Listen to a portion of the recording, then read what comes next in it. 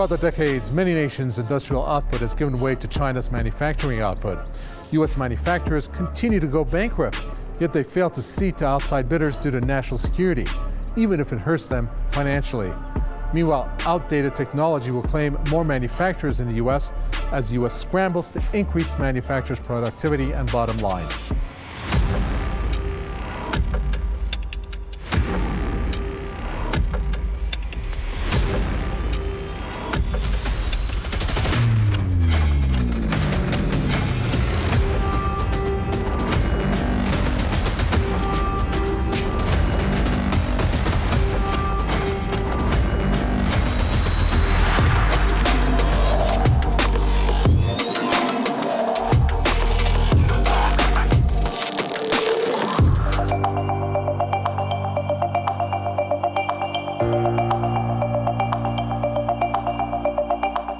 It would make the company more profitable. The workers and shareholders were all for Japan's Nippon buyout of United Steel, but the U.S. has ruled out the bid.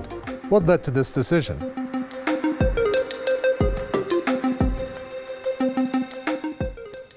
Some of the highlights in this program, we're going to take a look at how U.S. President Joe Biden has blocked Nippon Steel's proposed $14.9 billion purchase of U.S. Steel. What does that mean for Nippon as a whole? And what does that mean for United Steel's future? Well, one of the reasons that has been cited for this has been what's called so-called national security threat, but many are not buying that. Biden has cited that to be just that. But was that the real reason, or is it an image issue leading to that decision, or is it a nationalistic one? Then we take a look at some of the other highlights under the decline of U.S. manufacturing, where this may be pointing to that, because the state of U.S. manufacturers is very weak, given the age and lack of new technology, leading to its decline. Our guest joining us in this edition of the program, we have Ted Rall, who's a political cartoonist. We also have Steve Gill, who's a former White House trade advisor, joining us.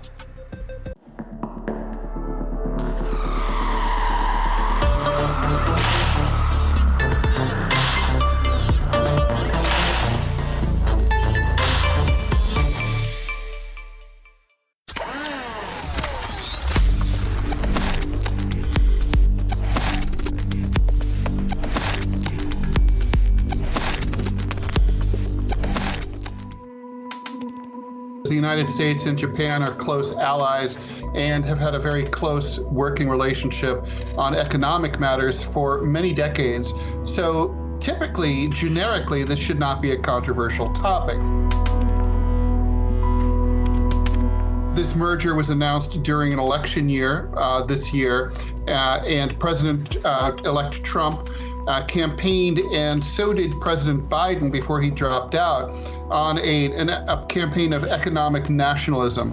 So there was definitely a general mood that says that the United States has the policy of deindustrialization in the Midwestern part of the United States has gone too far. U.S. Steel has been an iconic American company for more than a century, and it should remain a totally American company.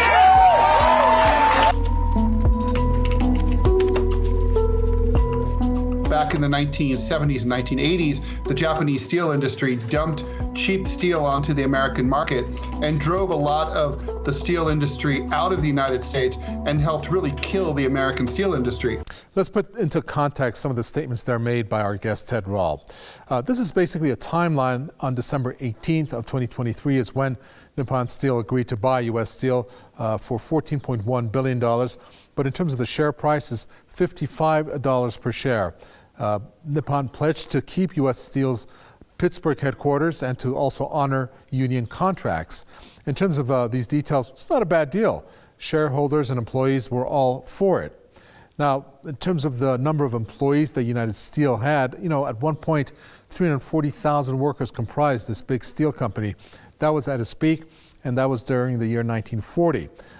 Now, 20,000 workers is what it has dwindled down to overall, with about 4,000 in Pennsylvania, which reflects a decline in productivity.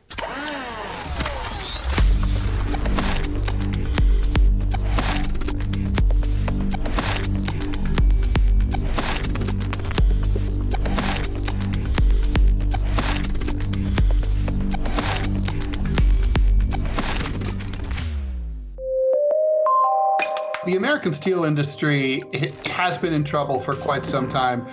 And so the question is, though, yes, Japan is a close ally, but it's still a foreign country. So if steel is an important, vital national security interest and an important industry to the United States, is it a good idea for the United States to be dependent upon Japanese investment? We have seen quite a few Japanese corporations taking over American, and I don't think there have been any case of security concerns so far, and I doubt there will be any in the future. So I never imagined that this takeover, someone would say it could be a national security issue for the United States. It's not like the United States doesn't have the funds to invest in its own steel industry if it wanted to. I mean, if it's that important, the United States government could nationalize or acquire U.S. steel by itself. It wouldn't be the first time something like that has happened. If you're going to take investment from another country in this industry, Japan would be about as good a choice as the United States could possibly hope for. That part's totally true.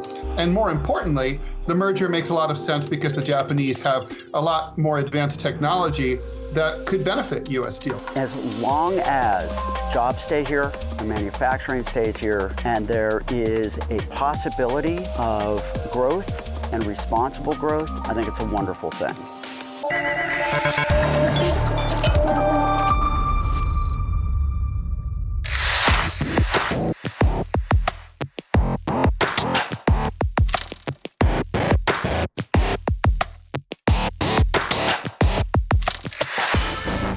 These are the social media posts that we picked. Let's get going. First, we begin with the last offer that Nippon Steel gave the U.S. before it was rejected by the U.S. And so the Nippon Steel deal offer here is actually pretty straightforward. It basically says it would give the U.S. government a veto over any potential decreases in American steel production, U.S. Steel Corp production capacity, right, as a result of this transaction. Now onto this website, and the important point that we should highlight here from this entry is that it said, quote, could potentially damage relations between the U.S. and Japan, which is America's biggest ally in Asia. Japan is also the largest foreign holder of U.S. debt, and that we underline as being one important point. Next, this entry talks about how regulations have destroyed U.S. manufacturing jobs. Put differently, it costs so much to run a factory in America that only a masochist would dare, or a crony who's actually just milking taxpayers. The fact that regulations wipe out the little guy should not be surprising. That is the whole point of regulation. In terms of the website, rejecting the U.S. Steel sale to Nippon Steel will mark the end of an era in U.S. capitalism.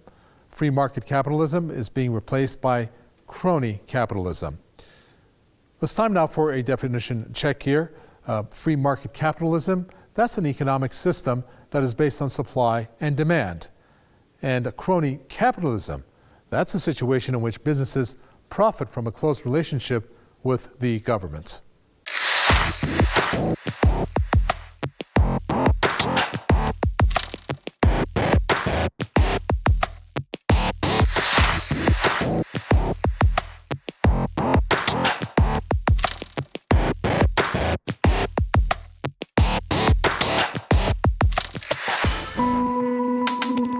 Those that have looked at the details have come to the conclusion is that there's not a real security risk that they foresee at this point. Again, there's some argument about whether or not there's any national security risk, but I think most of the experts believe that it's not really a national security risk. There's certainly a sense that the Japanese will invest more heavily in strengthening U.S. steel with their new investment rather than letting it continue to suffer and not put the additional investment in that's been missing in recent years.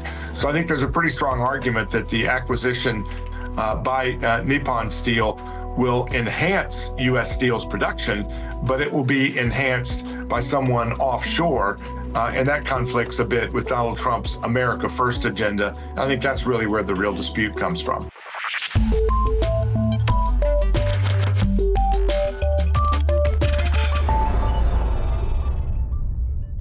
Now, Steve Gill made some important points here, and it's worth noting some of them.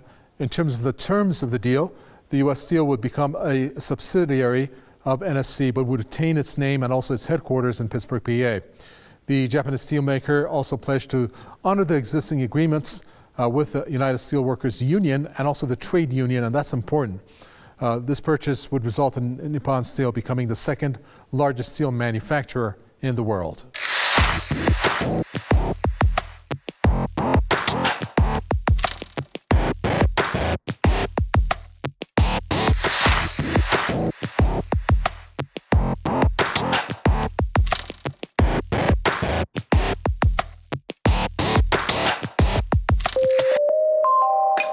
I think from U.S. Steel's standpoint, they look at the amount of capital that Nippon Steel will invest to bring the steel production up from a technical standpoint to be much more efficient, much more productive, and therefore much more profitable.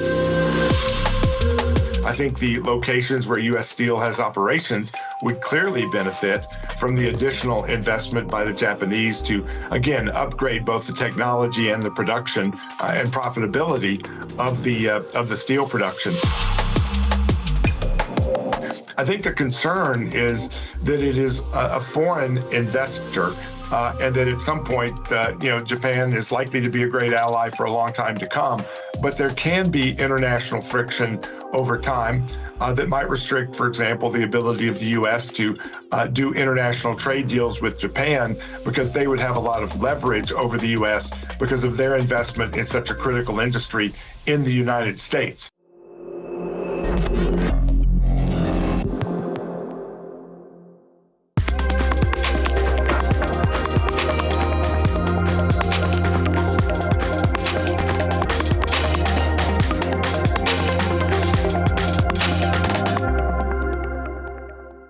Time now for the InfoNews section of the program. First up, we take a look at the world's top earners. That's right, they have again broken a wealth record. The combined net worth of the 500 richest people has surpassed $10 trillion last year. That's with a T. This figure is similar in size to the combined GDPs of Germany, Japan, and Australia, to put things into perspective for you. Next up, the status of the dollar is decreasing in terms of its reserve currency. At central banks, the share of this global currency reserve is at a 29-year low. Countries have stepped up efforts to move away from the greenback, and a variety of reasons for it. And because of that, shares have dropped by 0.85% between July and September of this year, standing at 57.4%. That's the lowest level since the year 1995. Next up, well, we picked this because it's the holiday time, and in particular, we zoomed in on the U.S. Commentator Candace Holmes made an interesting note on the royal family when the new year was rung in. It said, exciting news, in the year 2025, the royal family will attend 372 lavish events, while 14 million Brits live in poverty. Meanwhile, rich politicians like Boris Johnson will cash in £1.3 million in book deals. And finally, the state of homelessness in the U.S. has reached alarming levels. Homelessness has now surged 18%. That's a new record in the year 2024. And it comes amid a lack of affordable housing across that country. More than 770,000 people were counted as homeless. That was recorded during a single night in January of 2024. Those were the items we picked for our InfoNews section. If you have any topics related to you in your part of the world with economic flavor, do send them to us. Contact information is coming up.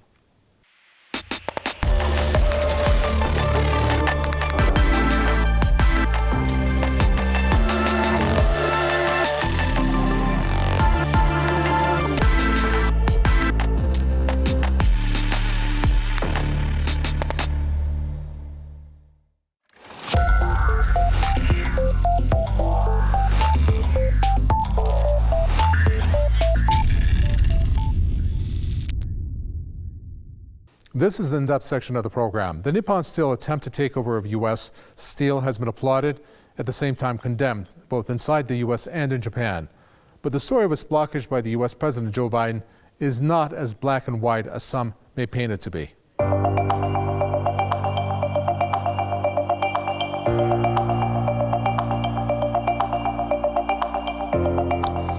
Well, Nippon is the world's fourth largest steelmaker and was very excited to become the second largest steelmaker were this deal to happen. Unfortunately for that, it did not.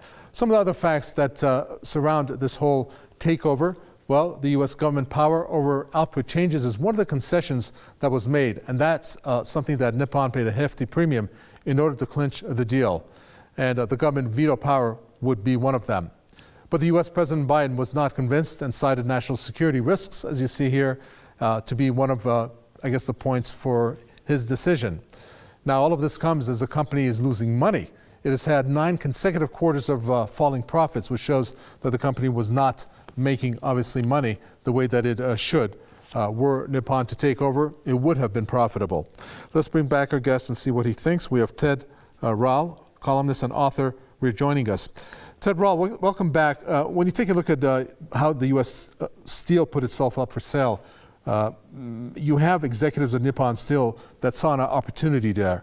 Maybe you can tell us why they saw that opportunity in terms of the market share that it would gain, and also, of course, the market within the U.S., and at the same time how it would somewhat cushion the domination by China in this sector. That should have been good news for the U.S. Why didn't it happen? It should be, but unfortunately, I think the timing of this couldn't possibly have been worse from the political standpoint. If this acquisition or this merger had been announced, several years ago, like in 2021, I think it would have had a much better chance of going through. It's also important to understand that for the last 4 years, we've had President Biden, who is from Pennsylvania, which is where the American steel industry has been headquartered for many years, including U.S. Steel in Bethlehem, Pennsylvania, in eastern Pennsylvania, near Scranton, not far from where President Biden grew up. So, there's a geographical aspect to this. It seems very personal to President Biden. And if anyone the Democratic Party has more of an internationalist approach than the Republican Party. So if the Democratic Party wasn't on board, there's no way that the Republican Party would be on board. And if this had basically, they just could not possibly have read the room more poorly in the middle of a very contentious election year.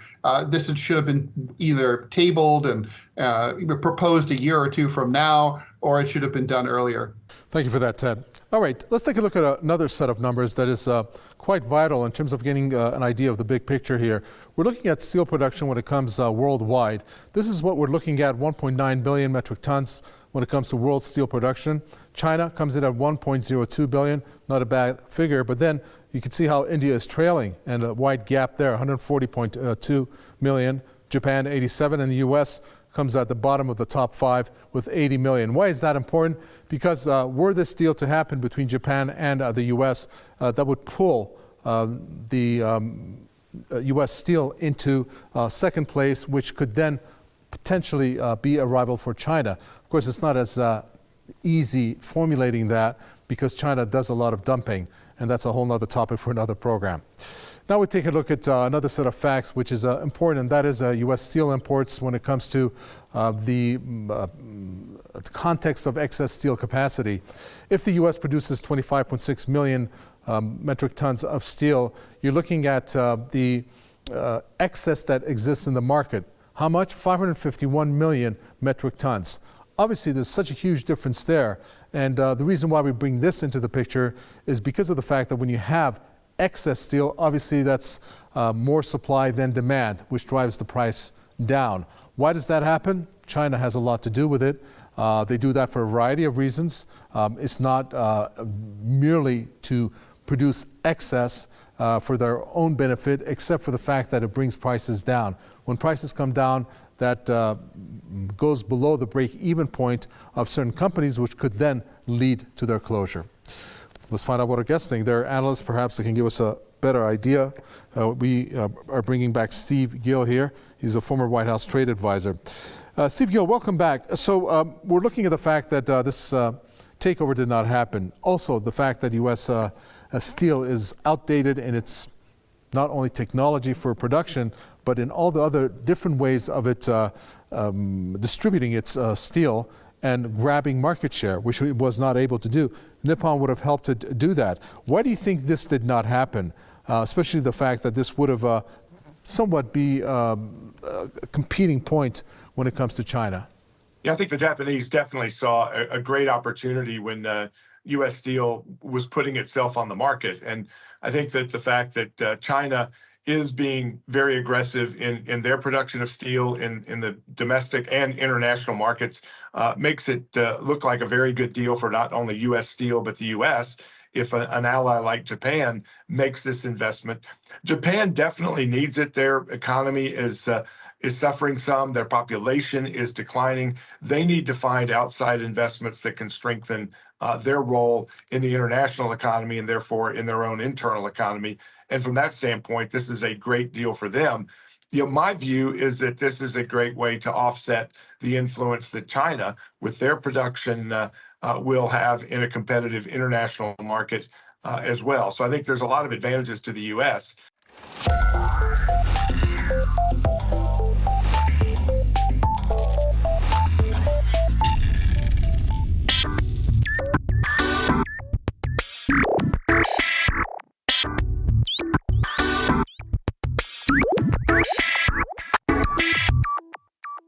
Hello and welcome to the Quick Tech section. I'm Kiarash Purnamati. The blockage of Nippon's purchase of United Steel is a huge hit for the company that is ailing when it comes to sales and production.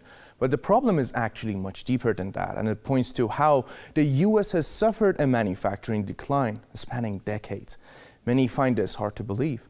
Between 2002 and 2022, the U.S. lost more than 45,000 manufacturing firms amid evolving global trade dynamics. While the U.S. was the world's leading manufacturer up to 2010, production has fallen $2.4 trillion behind China as of 2022. Factors such as trade liberalization, including the North American Free Trade Agreement, now revised to USMCA, and China's accession to the World Trade Organization in 2001 have contributed to this. But why would U.S.'s manufacturing decrease its productivity? Basically, what would lead to U.S. not able to manufacture as much as it did before? The answer is very simple: cost. What the U.S. can buy overseas ends up costing less than if it manufactured it inside the U.S. One look at the volume of U.S. imports makes this point very obvious. Here is the volume of U.S. imports, which comes in at number one with over $3 trillion in imports. Is this a bad thing, though? Yes, if it eliminates domestic manufacturing. Here is a scroll down of different sectors and the number of manufacturers that have shut their doors. Simply put, they just couldn't compete with companies outside the U.S., like from China. It is also worth noting that manufacturing jobs declined under both Democratic and Republican presidents alike. This was true under Trump, and it has continued under Biden.